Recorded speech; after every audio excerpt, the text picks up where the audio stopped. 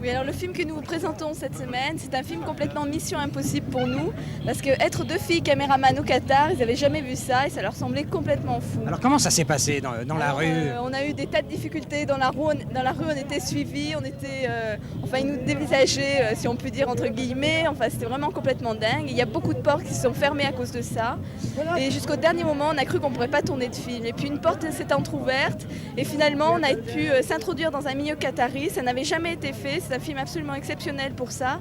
Les femmes n'ont jamais été filmées au Qatar. Alors finalement, c'est un film que nous présentons en exclusivité et ça a donné notre film Voile du temps.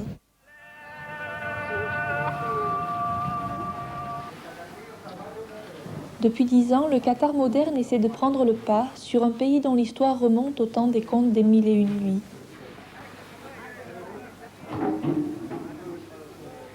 Les traditions apparaissent encore un peu dans les vêtements et la nourriture, mais on sent déjà bien qu'elles sont en train de s'éteindre.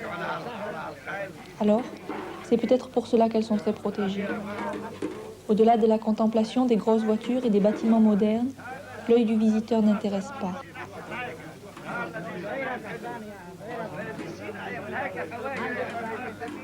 Après 6 jours de recherches incessantes, le hasard d'une rencontre nous a fait entendre un sésame ouvre-toi. Derrière une petite porte, perdus dans un dédale de ruelles obscures, nous avons surpris des hommes et des femmes qui vivent encore le présent avec des réminiscences du passé. Ce sont les préparatifs d'une fête où famille et amis participent.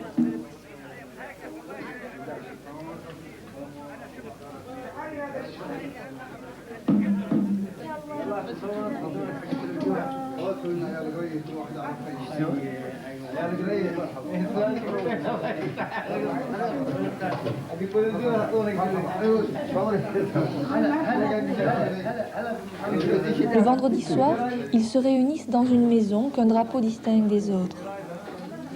Tous ensemble, ils viennent chanter, comme une louange au ciel et à leurs ancêtres pêcheurs de perles, de très vieilles chansons cathares dont ils ne connaissent pas toujours la signification.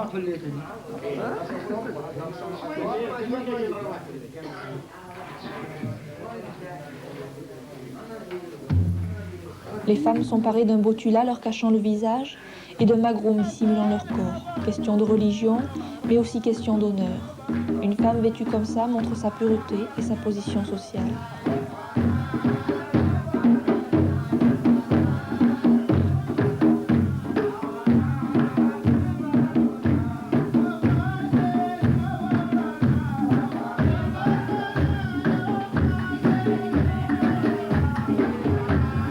Les femmes d'un côté et les hommes de l'autre, tous unis pour chanter et prier, font une cérémonie importante et secrète, où normalement, beaucoup plus de personnes participent.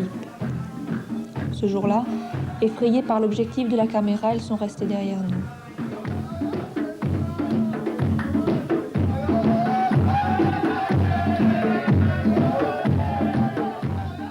Après plusieurs heures d'incantation, une présence divine descend dans un homme qui, sous le regard des autres, se contorsionne dans une transe nerveuse.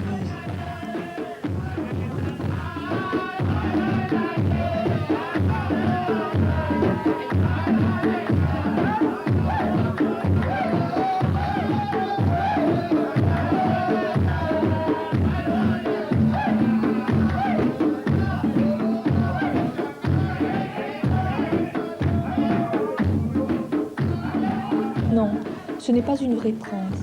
Il ne fait que mimer, avec des gestes que lui ont appris ses parents, les transes exorcisantes de ses ancêtres.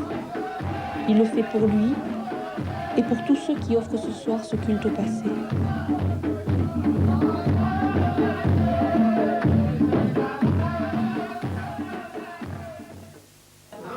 La cérémonie s'achève avec le désenvoûtement du possédé et le repas qu'ont préparé les hôtes. Personne ne saurait dire combien de temps encore, dans ce pays pris dans un tourbillon de modernisme, cette coutume résistera aux assauts du pétrole, de l'argent et du temps. Eh bien, on peut dire que c'est un très bon sujet journalistique. Bravo, mesdemoiselles, et vous avez eu beaucoup de courage. Quelle est votre appréciation sur ce reportage? Car c'est un reportage. Je n'ajouterai que 3 mots, bravo. Bravo. Alors, vous allez écouter maintenant la notation, mademoiselle, pour savoir si vous êtes les premières de cette semaine ou si vous avez récolté d'excellentes notes. On commence par Sophie Eke pour RTL Télévision. Oh, d'excellentes notes, oui, c'est excellent. Donc, choix du sujet 8. Ensuite, ce sera 5, 5, 5, puis 8, pour un total donc de 31. Maintenant, Vincent Philippe pour la Suisse romande. 7, 5, 4, 4, 8, ce qui fait un total de 28. Les sujets sur les coutumes traditionnelles peuvent être des sujets pièges, mais j'admire toujours chez Christine et Guylaine une écoute des êtres humains qui est très profonde et qui est très touchante. Jean-Louis Boudou pour Radio-Canada. Alors 9, 4, 4, 5 et 11 pour l'appréciation personnelle, ce qui fait 33 comme total.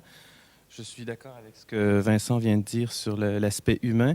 J'ajouterais que, et c'est vrai pour tous les films que vous avez faits, Christine et Guylaine, c'est la simplicité, le sans artifice qu'on retrouve dans vos films. Mais simplicité, ça ne veut pas dire niaiseux ou simplet. Bruno Albin pour Antenne 2. Eh bien, même type de commentaires et des notes qui se répartissent entre 9, 5, 5, 4, 10 pour un total de 33. 125 points.